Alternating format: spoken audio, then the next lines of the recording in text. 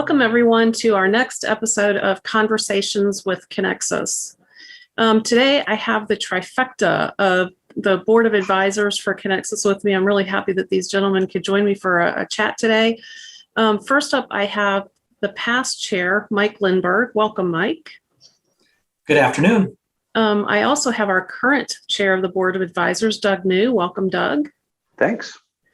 And last but not least, I have our vice chair, soon to be chair, Raymond Huff. Welcome, Ray. Hey, thank you. So I'd like to give each of you an opportunity just to introduce yourselves, maybe tell us what your role is and a little bit about your company. So why don't we start with Mike? Yes, I'm Mike Lindberg. I'm the Director of Payment Solutions for CHS Inc.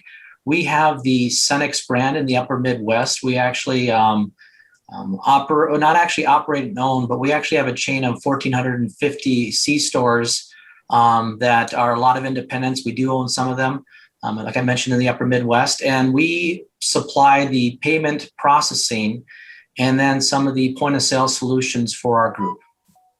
Okay, great. Doug?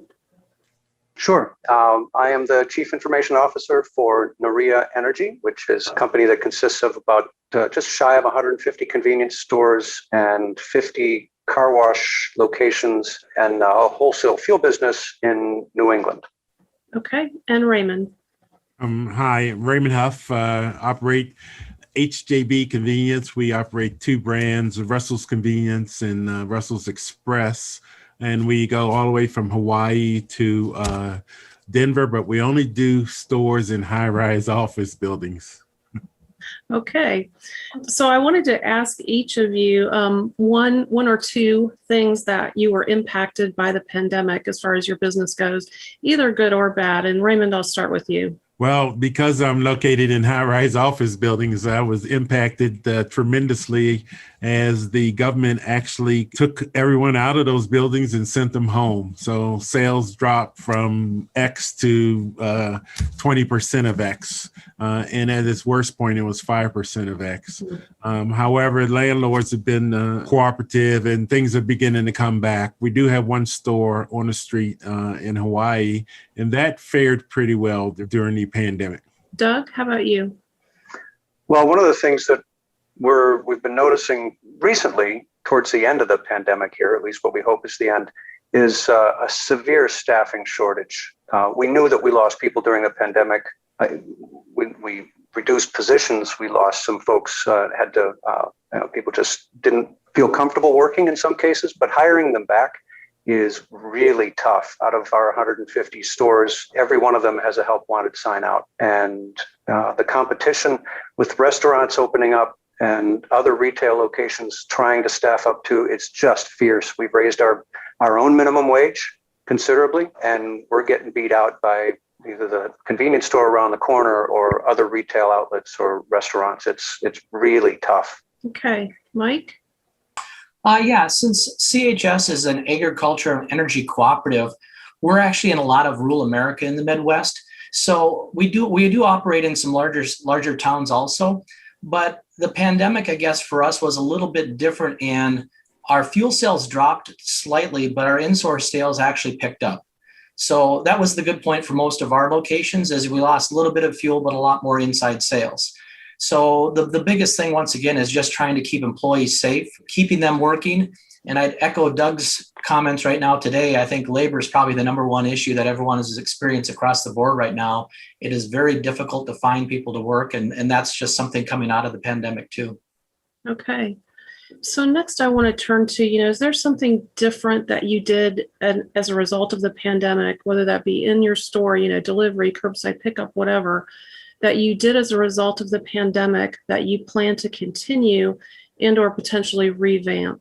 And Raymond, I'll start with you. Russell's Express, which is a self-serve location, we did convert 4 of our existing locations to self-serve just so we could keep employees on board to avoid the problem of staffing. But we're going to have the exact same problem. We're experiencing it now as we ramp back up because buildings are going to be opening in July, August, and September.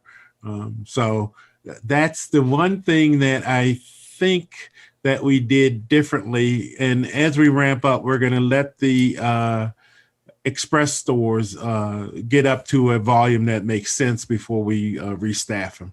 So that's one thing we are keeping. Okay. Mike, what about you?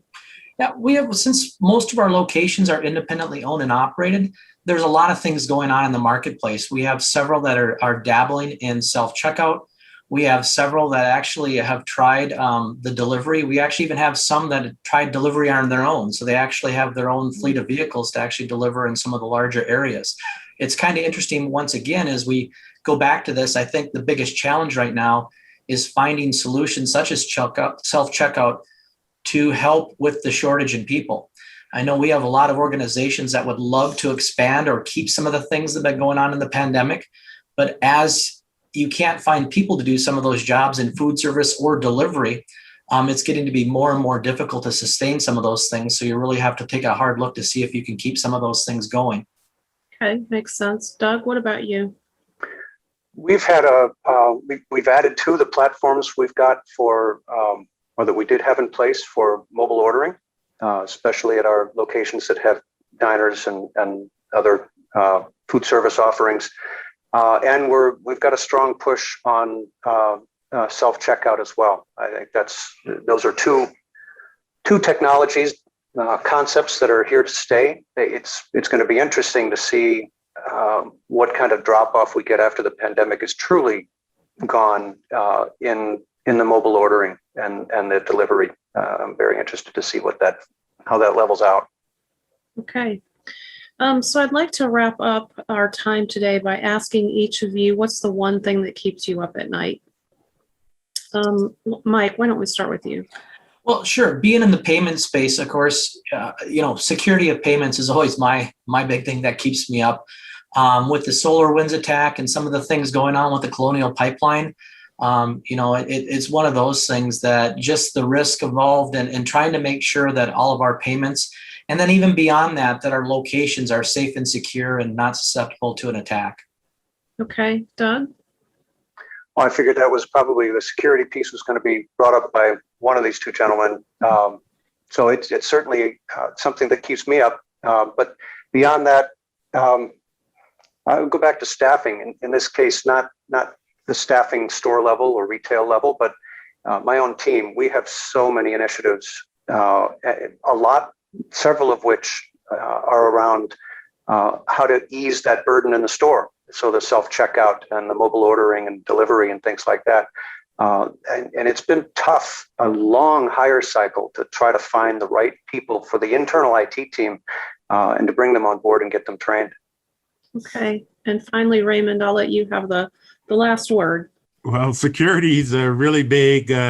We did not get hit here in Denver, but we did get hit with a ransomware attack in Los Angeles. But we were able to unplug from the wall to save the network, so to speak. So security is the big issue. The thing that's keeping me up today, though, is revamping back up and not overstaffing, because we really don't know how many people are going to come back to the office. Right? I mean, is it going to be a 40%, a hybrid where they work 3 days a week, 2 days a week, et cetera? So we really have a lot of things to think about. And if we make a mistake on hiring, it's just not fair to hire people that you don't actually need and you have to let them go, 3-4 months down the road. That's just not fair to them, because we like long-term employees. Okay. Well, thank you, gentlemen, again for joining me today. I hope to see everybody next time on our next episode. Again, thanks for joining us. Bye.